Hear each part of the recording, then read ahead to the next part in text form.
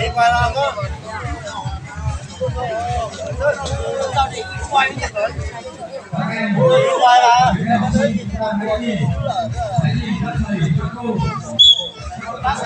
Đi qua là. Bắt té nó dập thôi.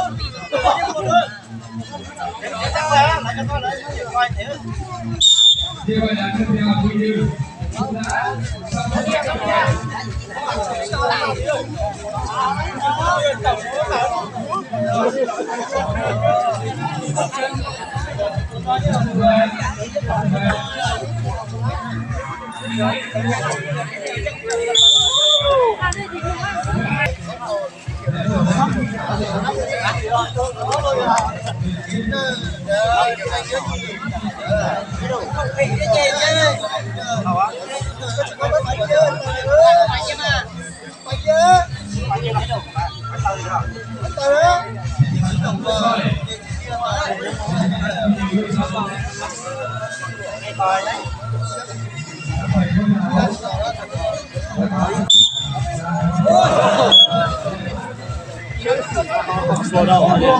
Đi ha. Nấu chiều ta nó ơi. Làm lại cái đấy chưa tí.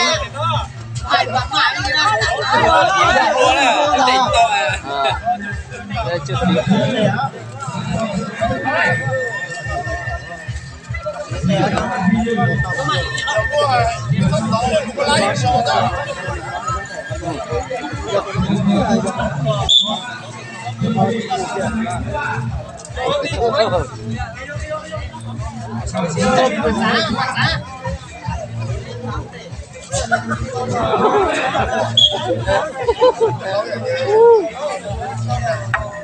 Vừa phải bán sản phẩm cả ư.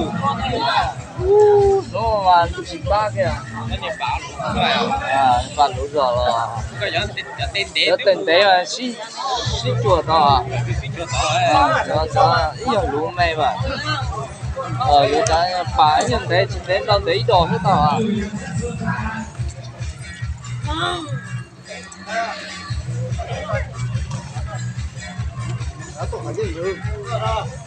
Nhà không có gì đâu mà nó không có xíu đấy.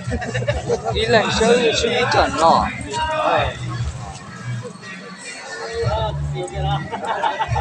Hơi chuẩn rất to à. Chào bác chị Tôi đã rồi. Hả chứ là hả?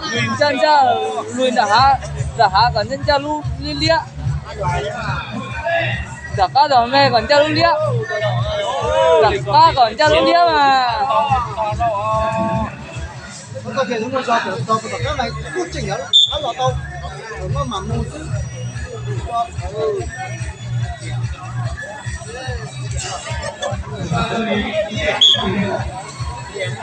Alo.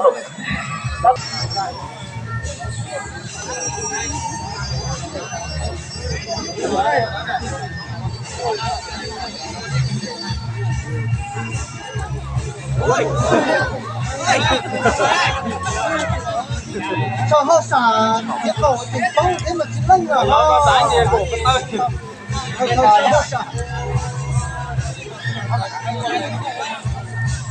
Bây giờ mẹ nhá.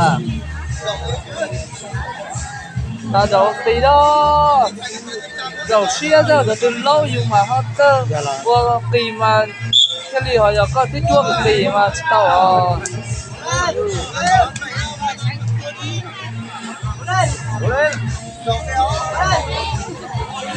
Tết họ nó lấy từ một tàu ít tao lử đấy rồi thì ăn buôn thôi. Nó buôn là sao giờ?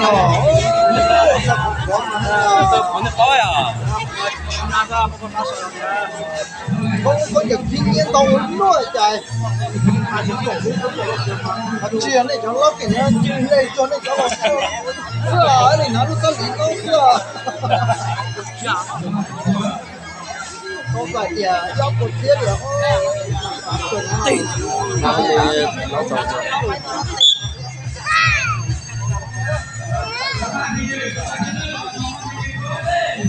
nó lên ăn tụa Đưa lên, ra lên. Rồi, cái nó.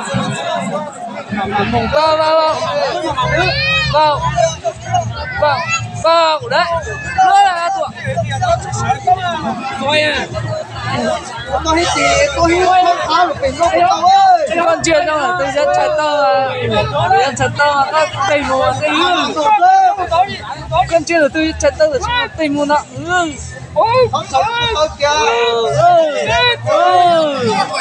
thế là chiều rồi đi kiểu á nên mà ý dạng con thứ ý dạng con thứ cái tiếc có tuổi cái kia ấy là nhanh chuẩn nước chua nhưng cho mẹ con luôn là chua nữa lên rồi chờ em luôn rồi nó là ăn xí rồi anh chưa bao à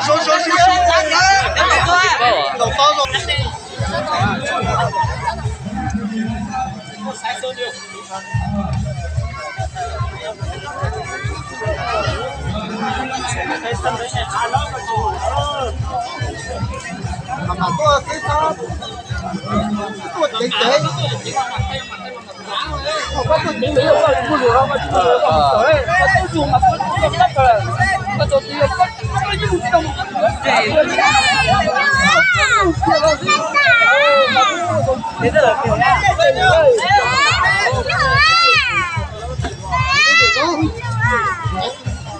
cái sân nó gọi là lâu của mình chơi nhiều tí bể nó còn bên vô thể tin nó đá tin nó tỏ hết rồi thủ đó thế tỏ đấy rồi tỏ nó có đấy rồi này còn tới đúng rồi này đúng không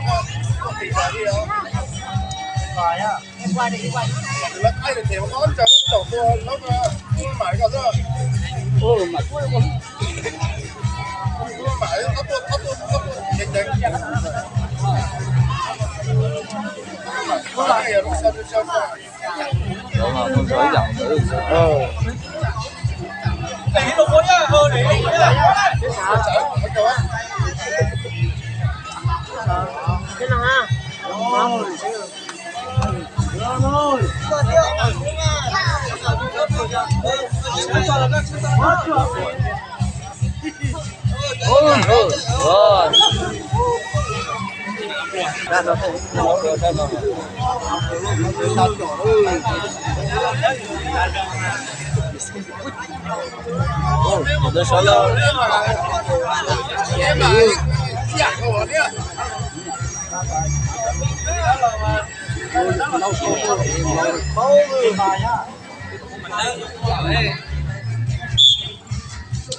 cái nào ha giờ chụp tông kìa giờ chụp tông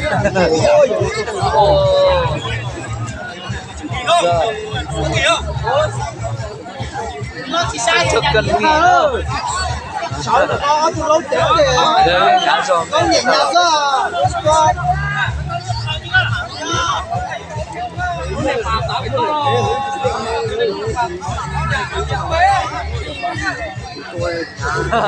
giờ đến tàu hồ này đến lâu à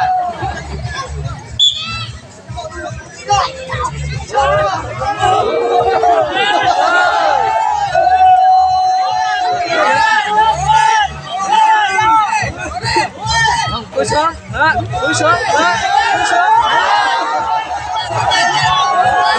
cúi xuống chưa thoải mái rồi đây là những cái trận đó đây tụi bé nhé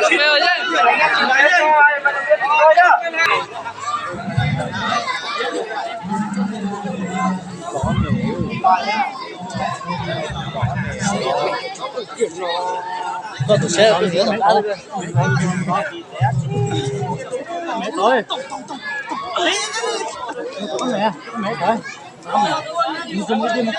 con lỗ giả thôi à Ban quân Nam Nhiều có không? Về để các ban tổ chức đăng ký. không mày à Mười luôn. Đó mà lại sống 15 giờ sống như thế chứ.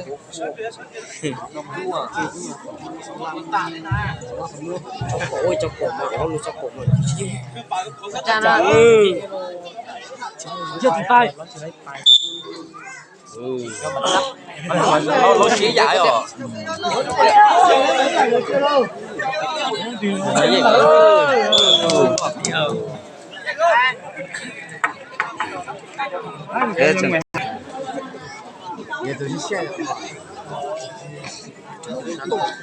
Bảy mươi giờ 70 rồi đó. Đến 70 giờ phải 64 sẽ một rất lâu rồi, rất lâu mà giờ phải chỉ nó, giờ phải chỉ nó, thôi giờ rất lâu mà cả giờ đã chỉ nó thế rồi.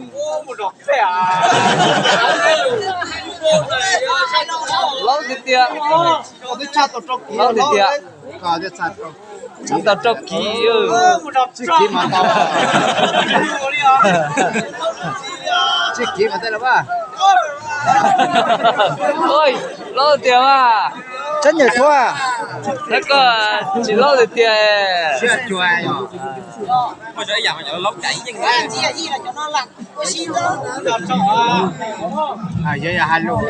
chỉ cảm mà yêu sao lại mà Nhân cả là rồi chứ như này nó tên đã có cái món to á luôn cho tên béo là á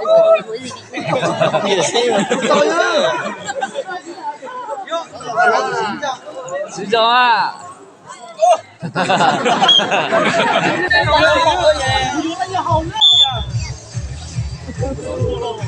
có tìm lại Bình tĩnh, bắt chậu. Bình tĩnh. mà mãi tự trả ra. Đây à. Mà chưa hẳn cân với những thứ đấy.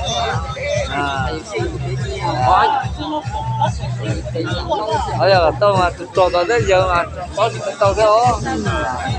Giờ có giờ chỉ có lâu rồi hả? chỉ cả đó bỏ mười mấy năm mà rồi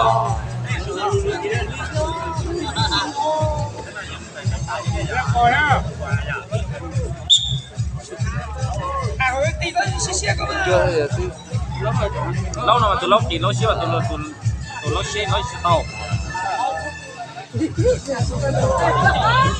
nó chỉ to à.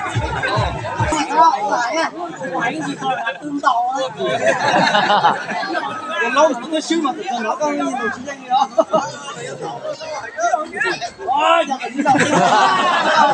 Mày chỉ tao lâu đây. ngồi nhá đi quay nhá dùng là nhậu luôn Mày khám cho lâu à. Được chưa? Đi coi giờ chỉ chắc có đó.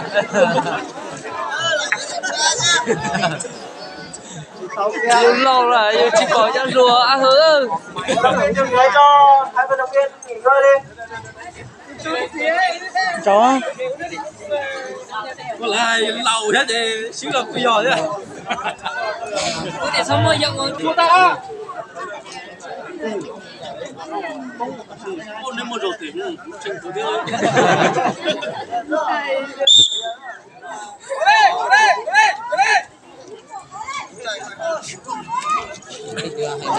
Sao mà đây tung Cúi xuống. Cúi xuống.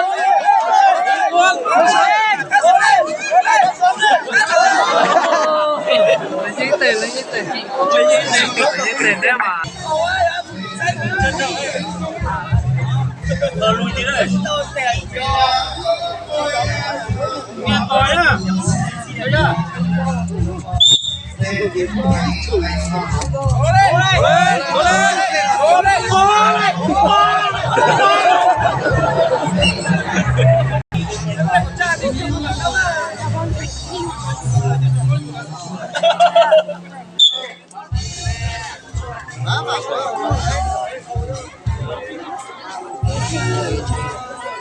Rồi dạng thế tiền thì dối. Đó, vẫn cho tao rồi đó.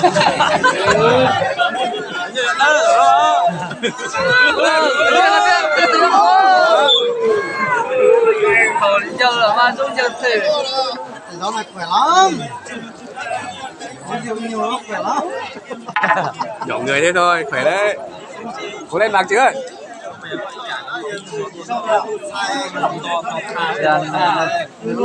Có gì nữa? Uống nước không kìa? Thôi không uống nữa. Có nhiều rồi nữa.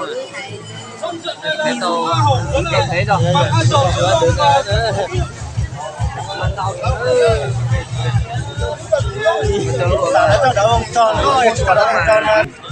Chơi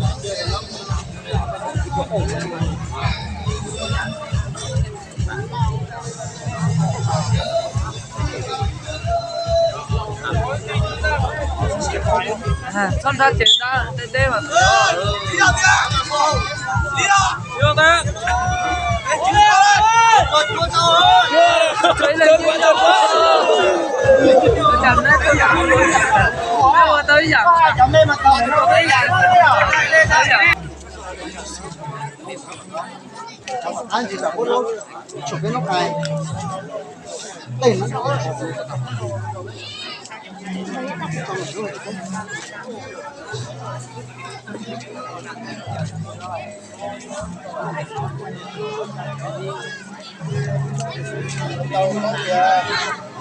Làm lo lắm mày rồi. Thì kiếm mà tiếp tôi công lại kiếm mà gì để tôi là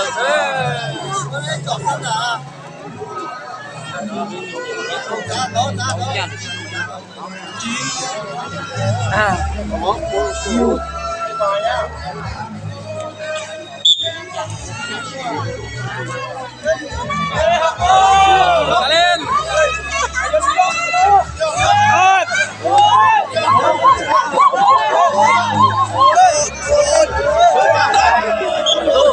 Bây giờ tạt đấy này. Cứ xíu thế này. Tử à? Tử. Xíu giờ nhớ.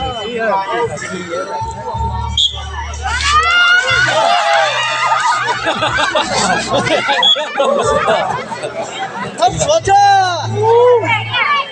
Có cái dụng mạng.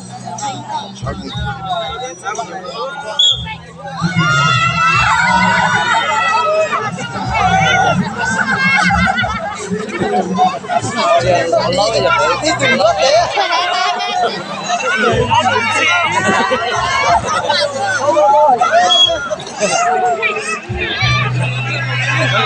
chống học nó là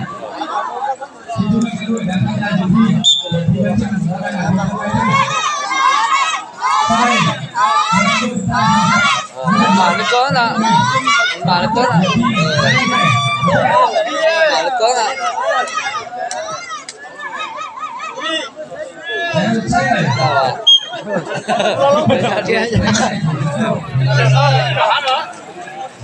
Hàng cái gì? giờ cũng có Ông nghỉ hơn. 90 giây để nghỉ lại. Cái năm này lúc này thì tao bao nhiêu khó đùa. tao lo này từ Cái này có mức tiền chứ thì tao lo mà bao nhiêu tu.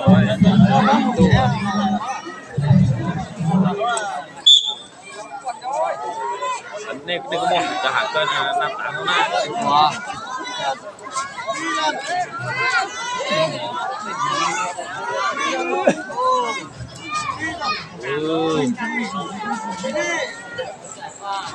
Chú tao rồi hơi dân trẻ tao sẽ ở chú tao rồi hay Ở chú tao mua tàu này. mua tàu là Chú tao mới chơi để tới tiếp liền.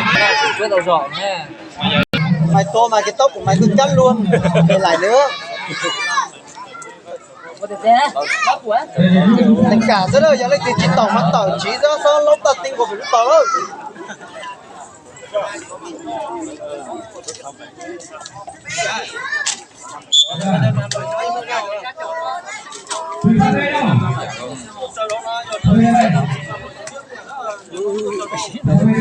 Dọc này ra có xếp có xếp cả.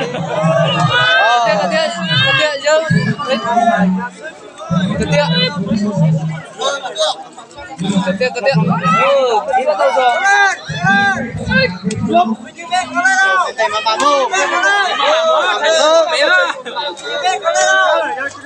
Sao muốn đến đêm thế thì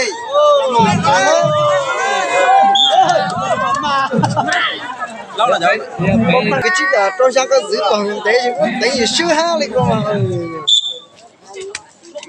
mà mù thôi rồi đi mẹ mà ô dù rất tàn Chỉ vô, có tao biết chỉ vô. mà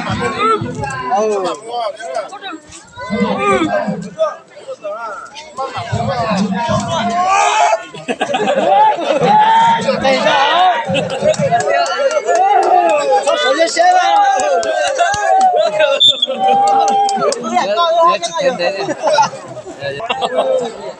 nó kỳ hậu kỳ có cho thi đấu như nó vậy lo làm đỏ cũng mà mong muốn lên nó thế chỉ muốn hành ít sắc các cái đấy đều cái này xây như này chỉ tổ ấy một là một ít thì áo sai rồi quay xuống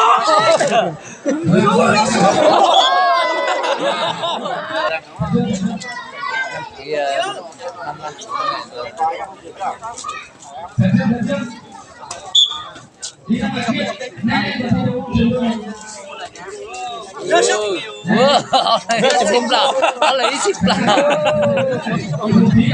thế mà giờ nè thế nó lo có một cái chính mà mua chạy đến rồi sao mà dữ dữ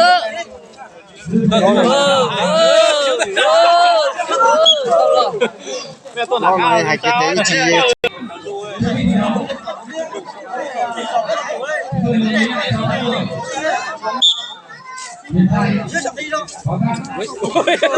giá là có là nó phàm là nó chủ á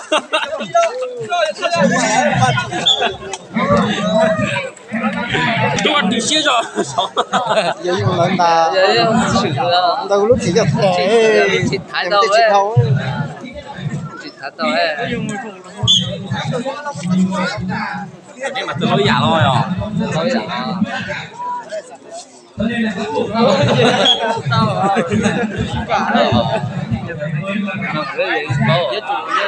tôi cho lâu đó mà